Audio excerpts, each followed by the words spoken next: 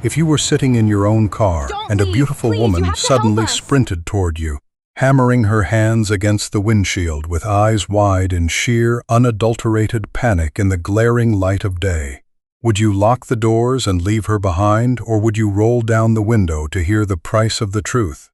Comment, lock, or talk right now, because this story is going to make you second-guess the very person sleeping beside you tonight. This noon, the sun hung suspended above the zenith of the skyscrapers, scorching and entirely apathetic. I turned the key in the ignition of my ancient sedan, the dilapidated engine shuddering beneath the chassis like an aging beast, struggling to rouse itself from a protracted slumber. The city streets hummed with life, yet my pawnshop sits on a stretch of road where people instinctively quicken their pace, as if terrified its decrepit, spectral facade might somehow ensnare their souls. Before I could even shift into gear, her silhouette materialized. Elena wasn't walking, she was running. A frantic, directionless kind of sprint, her erratic footsteps pounding against the blistering pavement, her breath escaping a petite mouth that had now gone terrifyingly pale.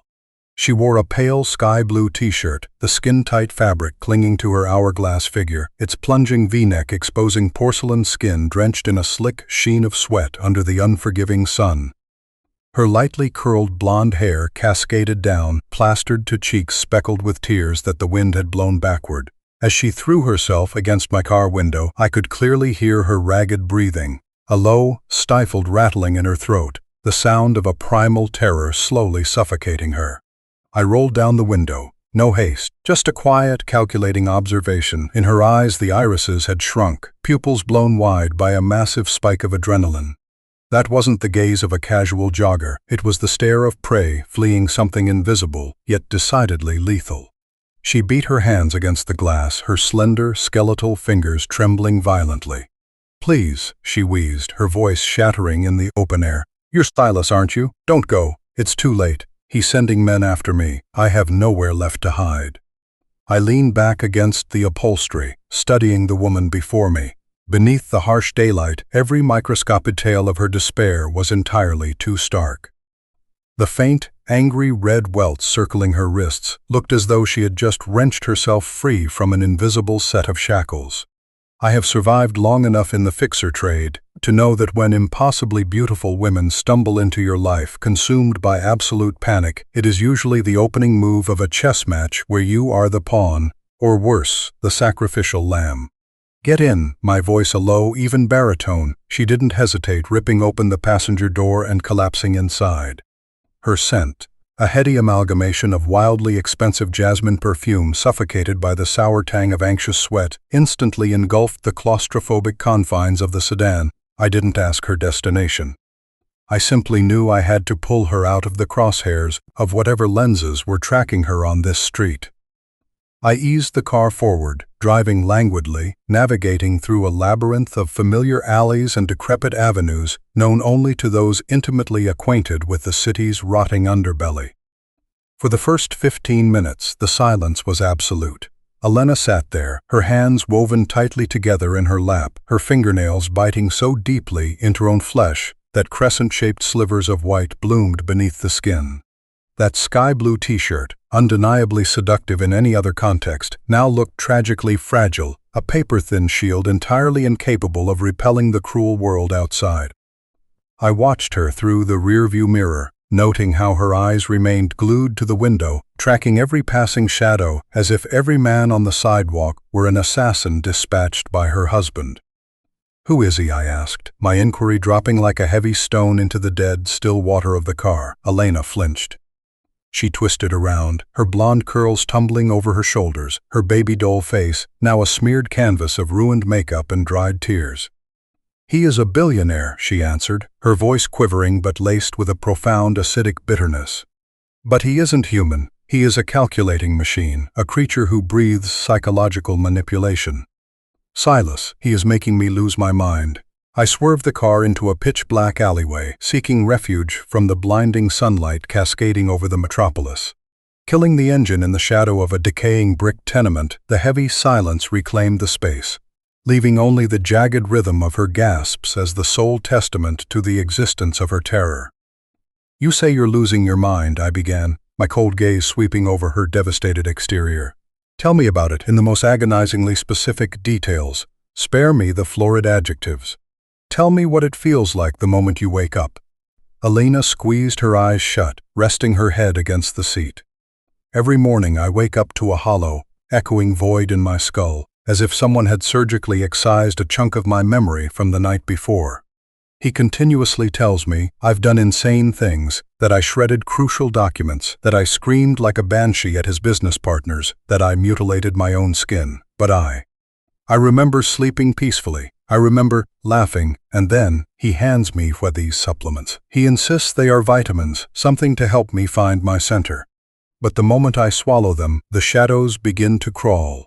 I hear incessant whispering bleeding through the drywall. I plunge into a blind panic, and right at that precise second he appears, gently cradling me, recording every second of my breakdown. He murmurs to me, "Darling, you're truly unwell. We need to put you somewhere safe." He is filming my psychological execution, Silas. He is orchestrating a spectacle to convince the entire world that I lack the sanity to inherit my father's empire. I listened, absorbing every single syllable. The dormant fixer instincts inside my brain began snapping the puzzle pieces together, a gaslighting campaign of monumental, terrifying proportions. The husband didn't need to murder her. He merely needed her breathing, yet trapped within the hollow shell of a psychiatric patient. Once deemed incompetent, the legal authority over her vast inheritance would automatically default to his hands via their prenuptial agreement. It was a flawless script, penned in the ink of pure malice and predatory greed. "Do you still have the pills?" I asked. She rummaged through her miniature handbag, producing a small, dark amber glass vial containing a few opaque white capsules. I took it, lifting the glass to catch the mere light filtering into the alley. The casing looked utterly unremarkable, but the scent, a faint, acrid bitterness of synthetic chemicals that an amateur would easily dismiss. Those were no vitamins. They were a low-grade psychotropic drug, just enough to induce severe cognitive dissonance, yet sophisticated enough to remain undetected in standard blood panels if the private physician had already been bought and paid for. "How far did you run?" I abruptly pivoted the interrogation. From my estate, in the upper-class district, I sprinted all the way here after eavesdropping on his phone call with his private doctor. He said that this Friday's shareholder meeting would be the grand finale. He plans to broadcast the videos of my psychotic episodes. I ran because I knew I had absolutely no other window of escape. I looked out the window. The brilliant sunshine outside seemed to mock the rotting despair festering within the shadows of this car. Elena, with her voluptuous silhouette and immaculate, doll-like beauty, now looked excruciatingly small and fragile in that skin-tight ensemble. She resembled a priceless porcelain figurine misplaced on a filthy street corner, her limbs slowly being snapped off, piece by piece, by the avaricious hands of her billionaire husband. But the man had made one fatal miscalculation. He had chosen a victim who knew how to run, and more importantly, he had allowed her to stumble right to the front door of Silas's pawnshop. "What do you want me to do?" I asked, my eyes never leaving the amber vial. "Help me stay sane," she whispered, her hand clamping down on my forearm. The feverish heat of her flesh radiated through her t-shirt, a desperate, tactile craving for survival. "Help me take back what is mine and make him pay." I slipped the vial into my pocket. "Fine," I replied, my tone glacial, "but you will listen to me. From this precise second onward, you cease to be a victim. You are my chess piece. Do you have the stomach for this game?" Elena looked at me, her eyes plunging into depths that seemed to harbor a brewing tempest. The panic had evaporated, replaced by a chilling, calcified resolve. She nodded. That was the moment I knew the board was set. Behind the grimy glass of that dilapidated pawnshop, I didn't just hoard pledged trinkets. I harbored secrets capable of incinerating entire empires to ash. And that billionaire, currently sitting in his opulent office with its panoramic view of the skyline, was entirely ignorant of the fact that his own hubris had driven his wife straight into the arms of a man like me, a man with absolutely nothing to lose, intimately fluent in the vicious rules of the aristocratic elite. The shadows in the alleyway began to stretch and warp. I turned the ignition, the engine roaring back to life, though this time it sounded like a declaration of war. Elena's life, the billionaire's empire, and my own shadowy reputation, all of it now dangled precariously by the fraying thread of a grand deception poised to be unraveled. We pulled out of the alley, merging back into the chaotic arteries of the metropolis, a place where the truth is routinely buried beneath the heavy, suffocating cloaks of luxury. But this time, the truth would not lie dormant in the dirt. It would return, come Friday, right in the freezing epicenter of the boardroom where power is carved up and devoured. And I, Silas, would be the ghostwriter drafting the final, fatal chapter of the psychological thriller that her husband had so arrogantly authored. That bastardized novel, ironically enough, was penned in the invisible ink of saccharine flattery and opaque white capsules. The rattling growl of the sedan finally sputtered and died as I pulled into the cramped back lot, surrendering to the viscous, heavy silence of the pawnshop. Darkness in this neighborhood doesn't descend gently. It collapses like a dust-choked velvet curtain. I shoved open the rusted iron door, the unoiled hinges in a bone-jarring shriek that violently tore through the suffocating air, reeking of mothballs, decaying plywood, and the acrid, metallic tang of oxidizing copper coins. Elena trailed behind me, her footsteps eliciting weak, agonizing creaks from the rotting floorboards. The temperature shop was at least 5 degrees colder than the street, a damp, subterranean chill bleeding directly from the unplastered brick walls and sinking straight into the flesh. I saw her give a subtle shudder. That tight, sky-blue t-shirt, which had so vividly accentuated her radiant allure beneath the midday sun, now clung to a body plagued by rhythmic tremors, cold and ragged like the discarded husk of a molting serpent. "Sit," I ordered, jerking my chin toward the cracked, peeling leather sofa in the corner, where the solitary, jaundiced glow of a street lamp bled through a cobwebbed window pane.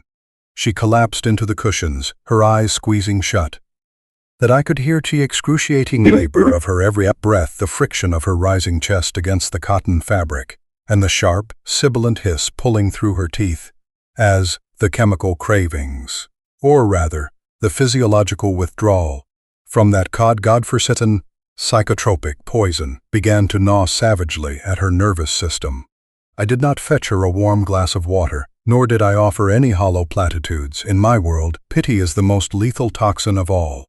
I walked over to my makeshift dilapidated bar, pouring a neat glass of bourbon. The amber liquid burned a fiery trail down my throat and into my gut, shocking the weary senses of an aging fixer back to life. The game was afoot, and I needed my mind colder than glacial ice. For the subsequent 2 days, the rotting wooden low-D sign dangled listlessly from the front door. The world outside continued its dizzying rotation, but inside this cramped, dust-choked purgatory, time seemed to freeze entirely. I left Elena to physically wrestle with her night terrors and the violent tearing of her fractured memories. Occasionally, in the dead of the night, I could hear her dragging her sharp fingernails across the leather upholstery, a horrifying scratching resonance like rats gnawing frantically at a wooden bulkhead. She was being drained completely. The chemicals were fleeing her system, dragging the hallucinatory fog with them, leaving behind a stark, excruciating, and naked reality. While she was independently purging the chaotic debris within her own cerebral cortex, I commenced the cleanup of the external chessboard. The true artistry of a fixer does not lie in pulling a trigger. It lies in knowing the exact structural bolt to loosen so that a colossal machine inevitably grinds itself to dust. Her husband, Richard, a name gilded across the cover of every premier tech magazine, was not a target you could approach with a switchblade or brute force. He was a fortress. But every fortress possesses a sewage drain, and his drain was his private psychiatrist. As dusk bled into the sky, the oppressive humidity heralded a brewing summer squall. I draped my ash-gray trench coat over my shoulders, abandoning my sanctuary to infiltrate the upper echelons of the elite. The commercial downtown was choked with the cloying scent of exorbitant perfumes, premium roasted espresso, and the stench of sheer arrogance, all artificially refrigerated by sub-zero central air conditioning. It didn't take an agonizing amount of time to tail and corner the doctor's assistant in a subterranean, cigar-smoke-drenched lounge on the east side. No violence was required. A mere handful of photographs documenting a mountain of gambling debts, combined with a thick, icy stack of cash slid beneath the table, and I possessed a cloned keycard granting unfettered access to the clinic's private medical archives. That night, the summer tempest finally broke, hurling heavy, brutal sheets of water against the corrugated tin roof of the pawnshop, generating a deafening, relentless barrage like the beating of war drums. Back in the rear quarters, bathed in the sickly, flickering luminescence of an archaic computer monitor radiating a sweltering heat, I began hacking my way into the psychological labyrinth the billionaire had so meticulously engineered. The atmosphere inside the room grew unnervingly cold, not due to a drop in the thermostat, but because an entity of pure, unadulterated evil was materializing before my eyes, line by line of data.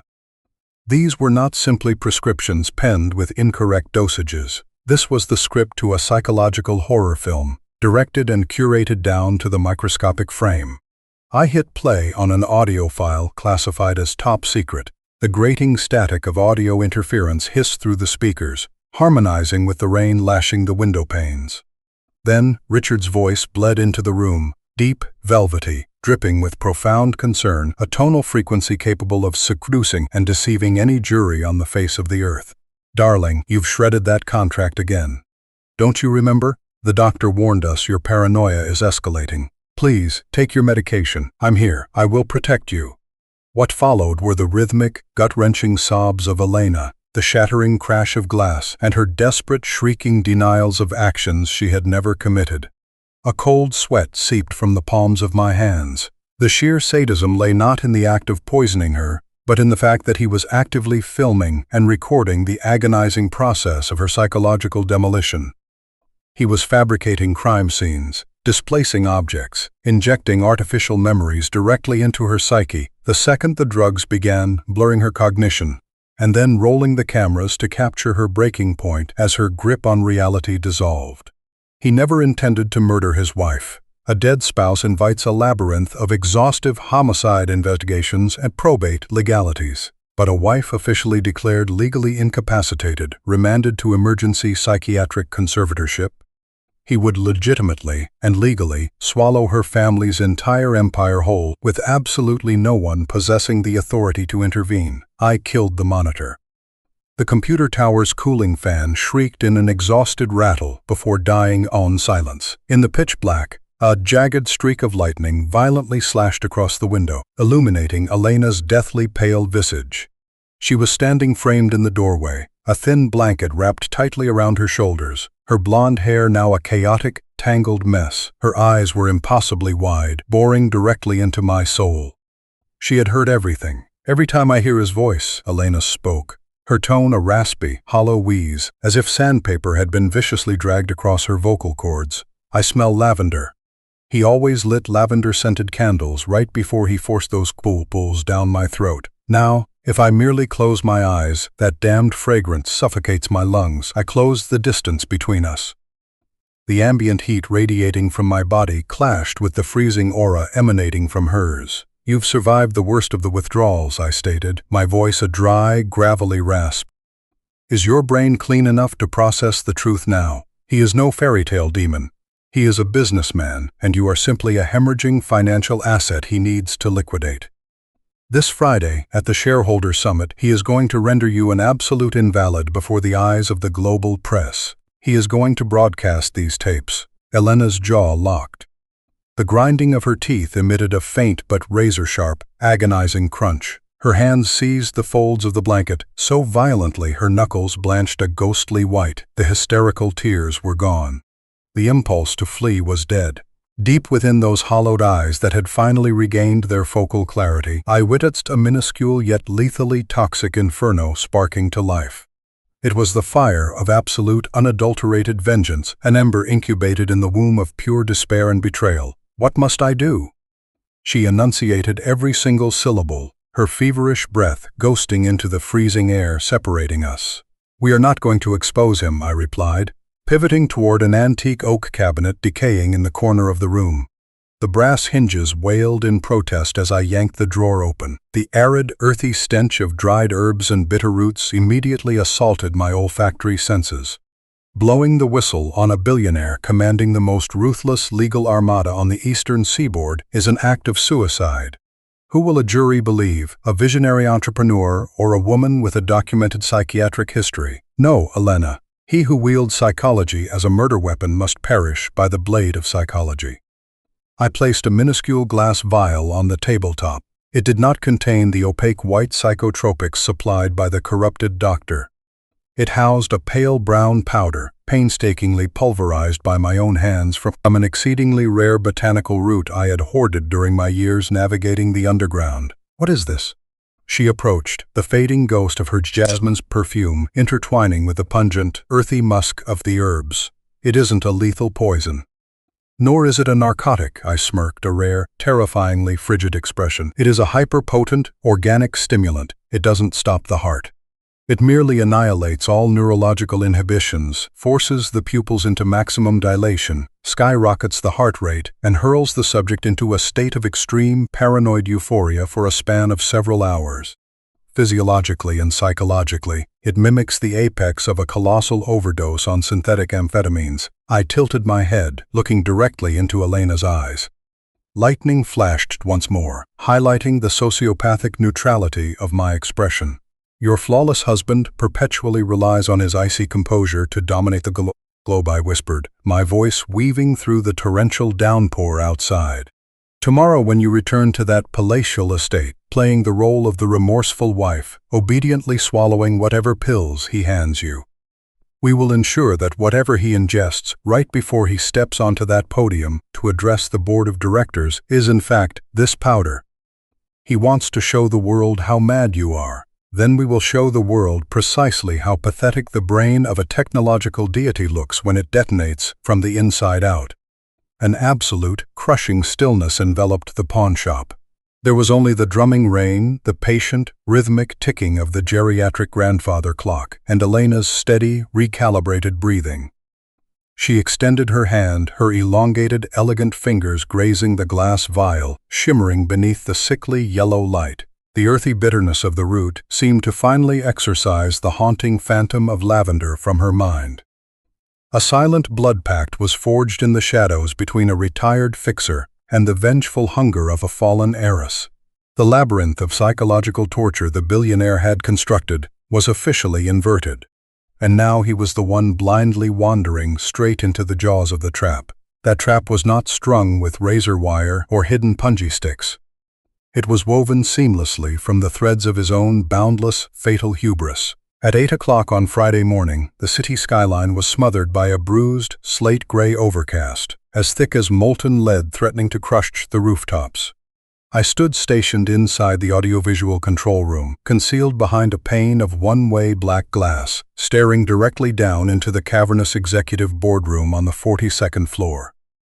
The atmosphere in here was freezing. An artificial chill pumped through colossal ventilation ducts, carrying the sterile scent of synthetic pine and the faint, chemical tang of fresh carpeting. The server racks hummed a low, droning bass in my ear, a steady, muffled vibration like the pulse of a mechanical heart. I adjusted the collar of my ash-gray maintenance uniform, my fingertips lightly tracing the contours of the master control console. The stage was perfectly set. Last night, Elena had voluntarily walked back into her cage. She wore the impeccable disguise of the docile, panicked, and hopelessly contrite wife. The absolute submission of a terrified beast backed into a corner, always the most flawless theatrical performance. And while Richard, her billionaire warden, was intoxicating himself with a glass of celebratory vintage wine, basking in his wife's fabricated capitulation, she had covertly gutted the contents of his daily supplement capsules, replacing them with the pulverized root from my shop. He had ingested them alongside his breakfast this morning.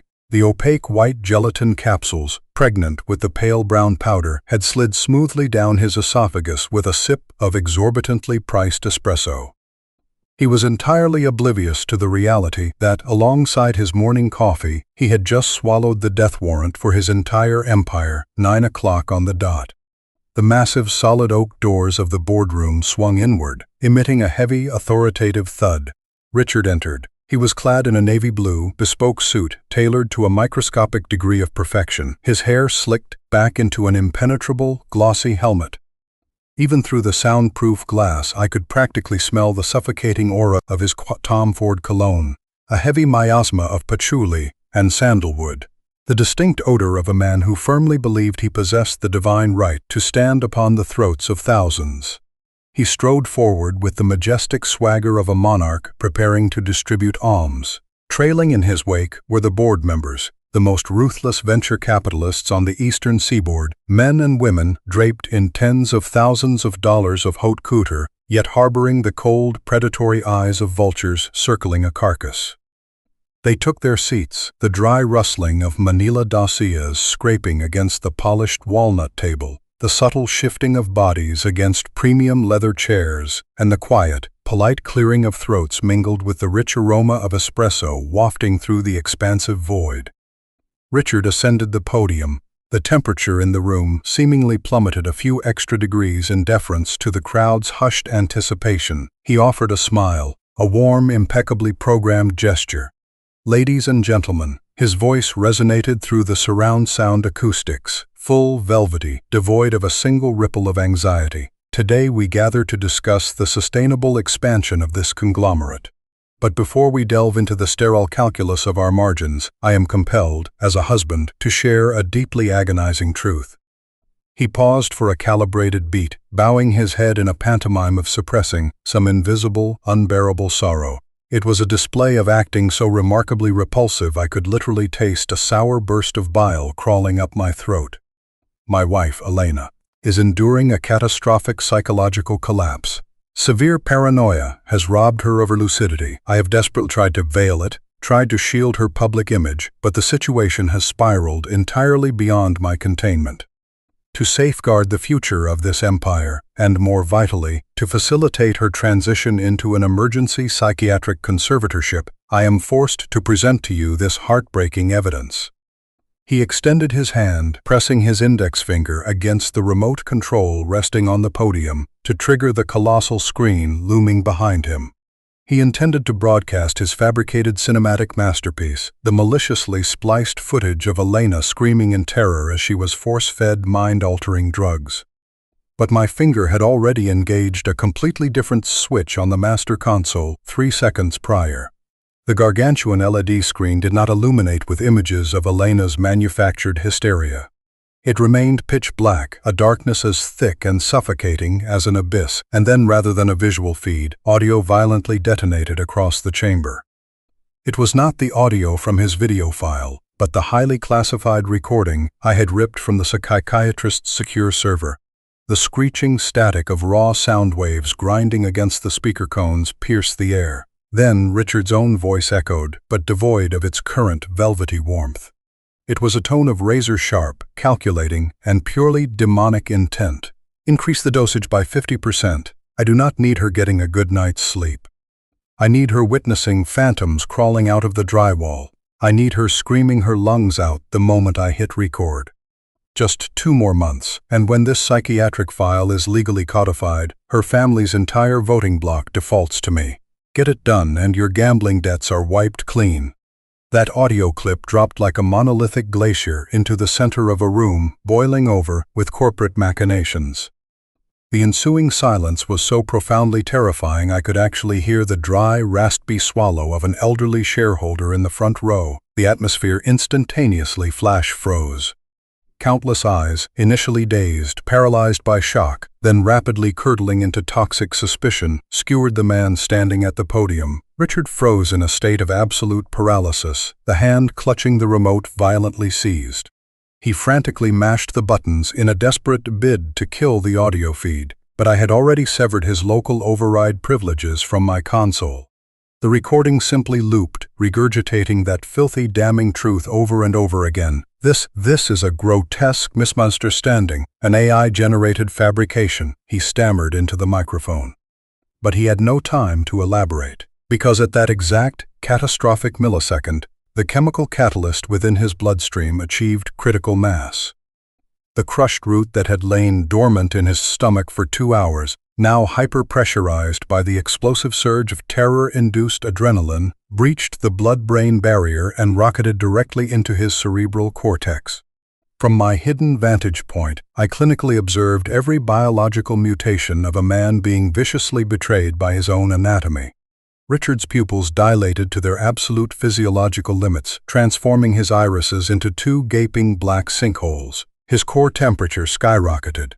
I could clearly see beads of sweat the size of pearls erupting across his forehead, cascading down his temples, and thoroughly saturating his pristine starched white collar. He began to hyperventilate.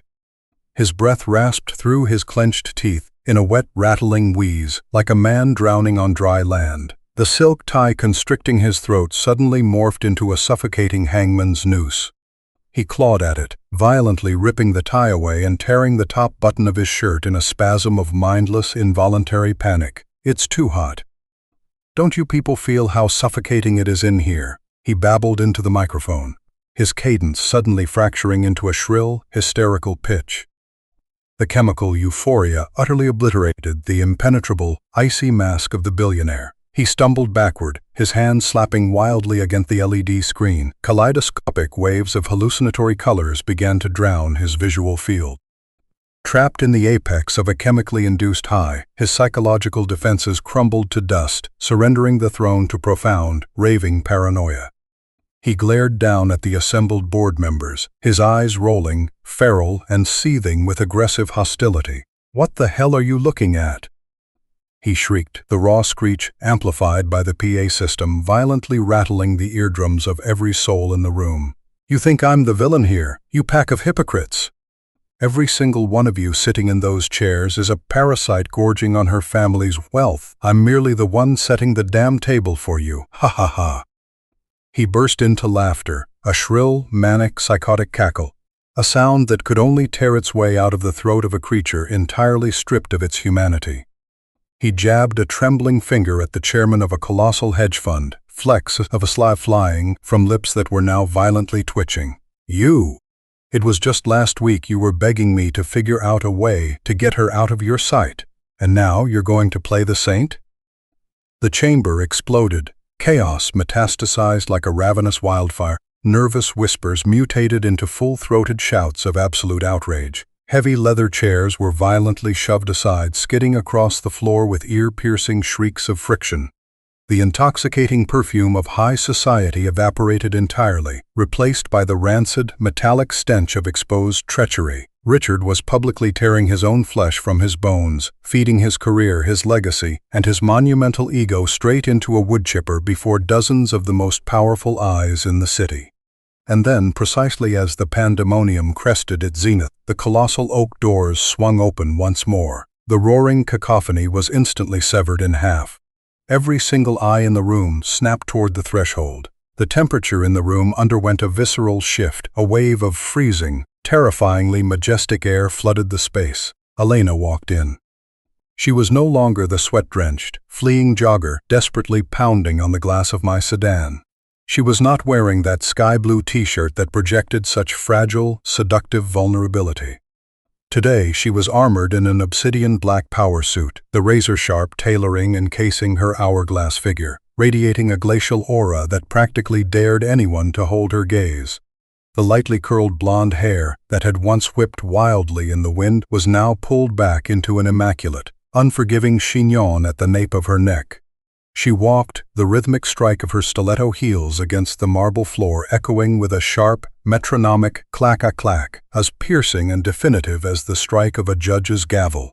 The scent of jasmine was entirely eradicated. All that remained was the suffocating presence of an iron will. She marched directly past the rows of gaping, awestruck executives and ascended the podium. Richard, now kneeling on one knee, clutching his spinning, hallucinatory skull, looked up at her. Within his blown-out, dilated eyes, the megalomania had been entirely ground into dust, leaving only a vacuum of absolute, paralyzing terror. The exact brand of terror he had sadistically forced down her throat every single day. "Alina," he rasped, lifting a violently trembling hand toward her, begging for a final pathetic lifeline. She did not flinch away, nor did she scream.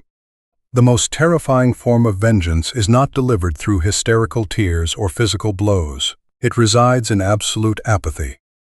Elena cast her eyes down at the ruin of a man groveling at her feet, her gaze so horrifyingly frigid it could have instantly coagulated the chemically boiling blood in his veins.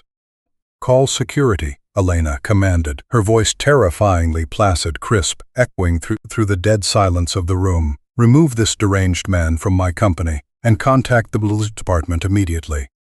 We have a felony poisoning to prosecute." The thunderous stampede of the security detail echoed almost instantly. They hauled Richard upward by his armpits.